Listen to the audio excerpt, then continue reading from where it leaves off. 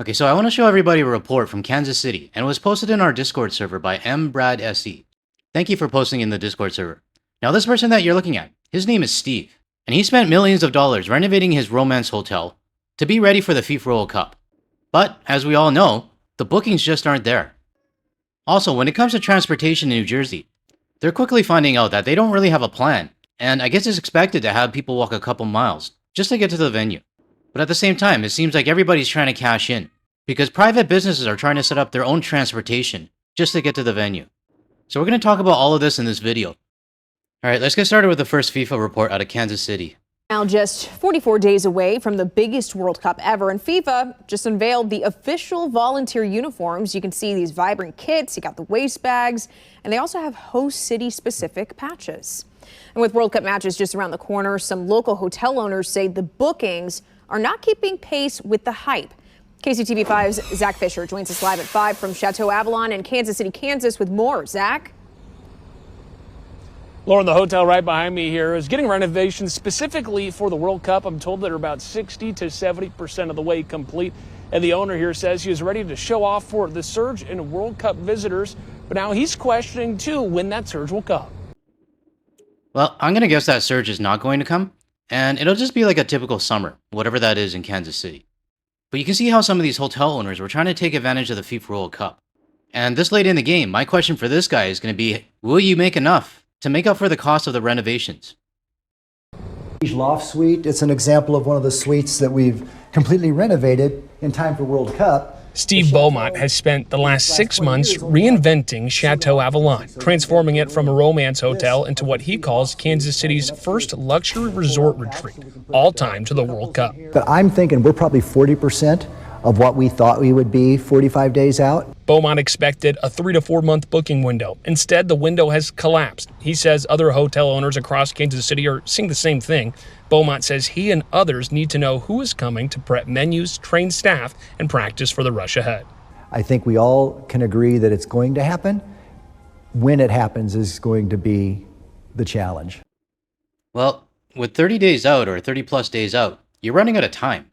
And I really do question whether it's going to happen or not.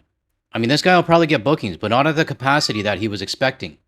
And definitely not the expectation what the mayor of Vancouver said.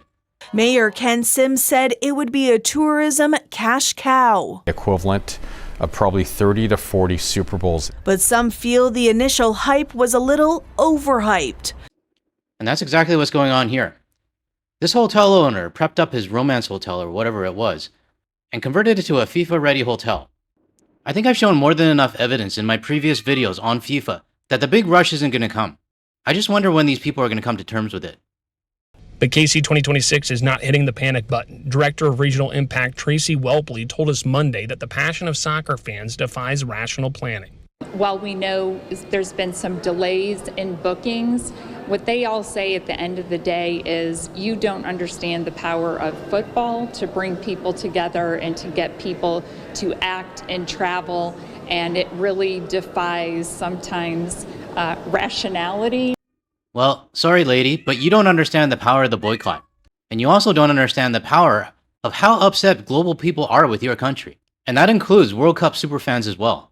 What you're seeing right now is total denial from this lady on what the current global situation is when it comes to her country. I mean, we can see it. I mean, when I say we, I mean the rest of the world. But this is just another classic case of this meme that I'm going to use. I love using it these days. And at the airport, the numbers are already moving. Kansas City aviation officials say this will be the busiest June and July in the airport's history.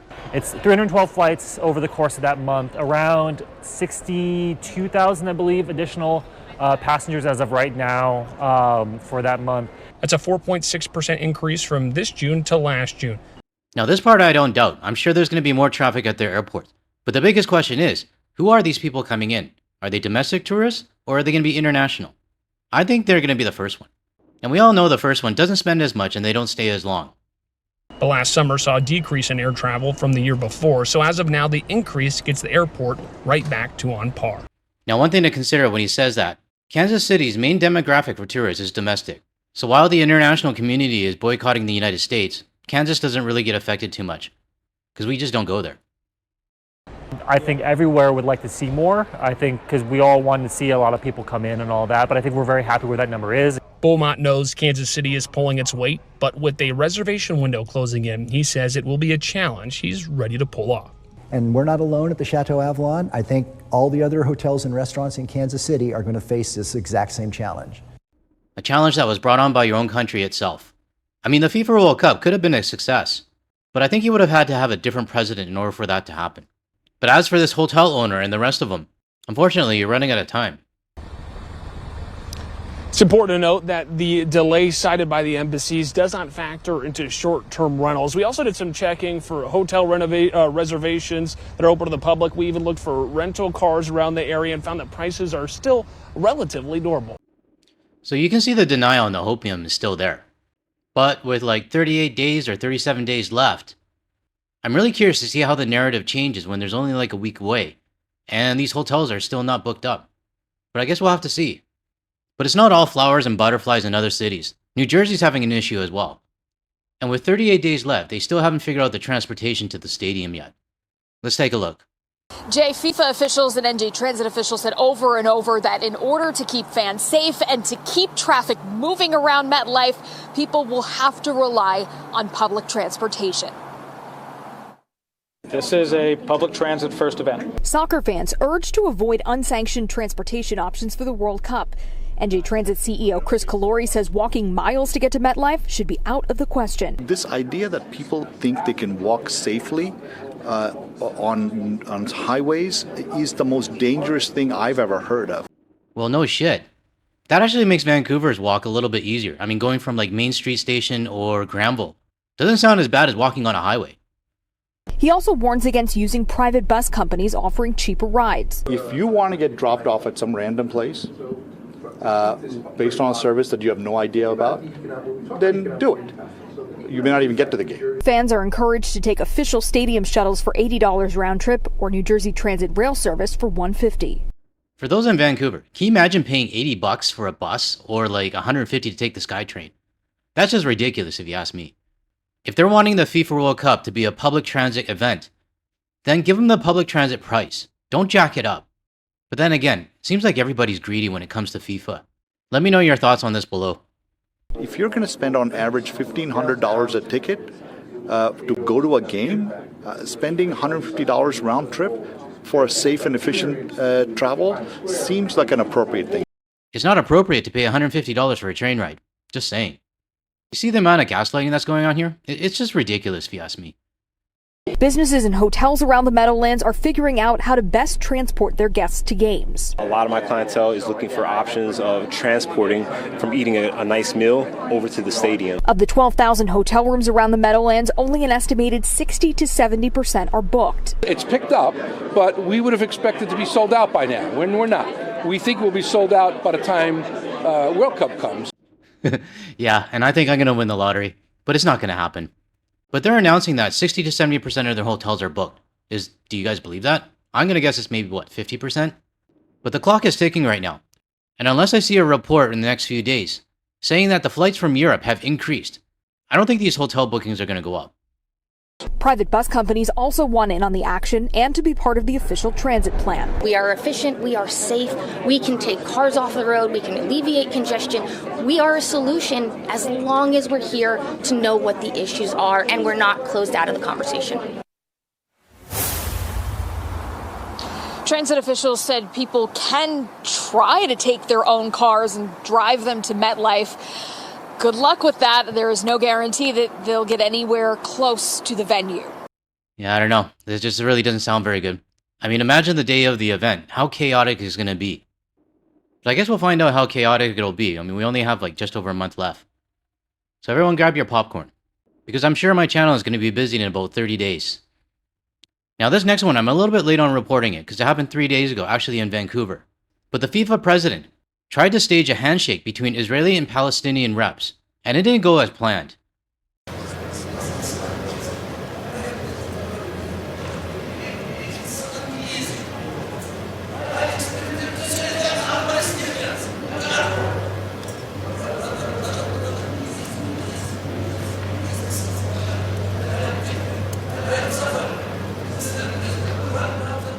have a beautiful under-15 tournament coming up where we will invite all 211 countries to participate, all the children of the world. Let's do it for that. Please, we work together. You have my commitment. You have the support of the whole room. Shukran jazilan.